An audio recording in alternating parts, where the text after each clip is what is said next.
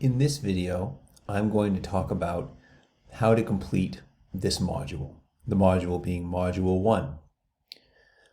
Estimated time to complete. The work for Unit 1 will be spread out across the next few weeks as we complete steps 1 through 6. Why is it important to know this? It's important to know this because the work for this module cannot all be done at once. It has to be broken up across a number of assignments, which themselves are broken up across several weeks.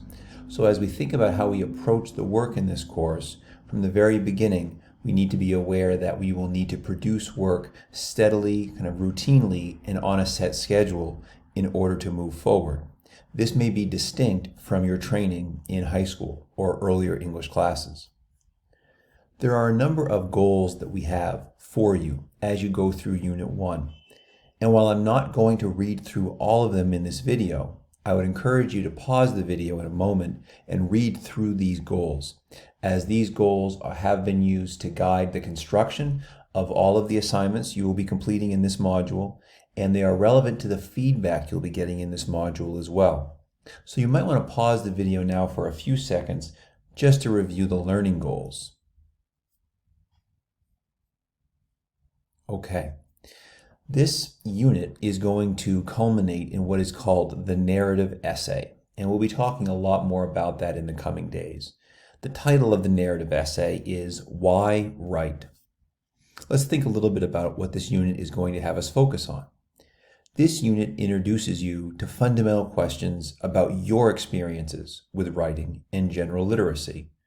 Several low-stakes steps will help you explore your reading and writing experiences through the lens of theories that explain why we write.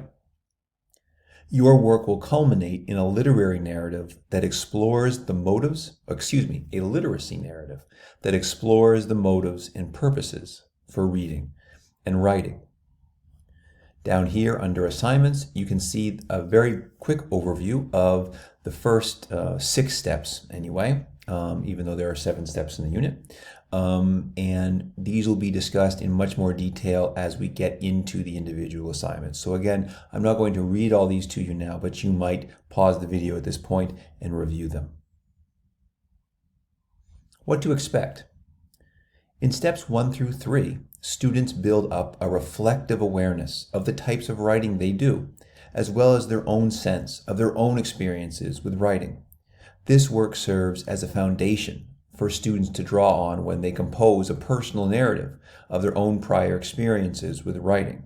Now, one of the things that should tell you is that the early assignments are quite important to what it is we do later in the term. This personal narrative is then set aside for a brief period, while students move from an inward focus to an outward focus on why others write.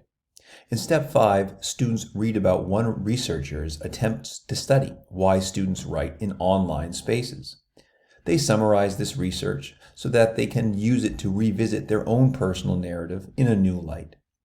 Students revisit their narrative in step 7 to revise and further develop insights into the key questions of the unit.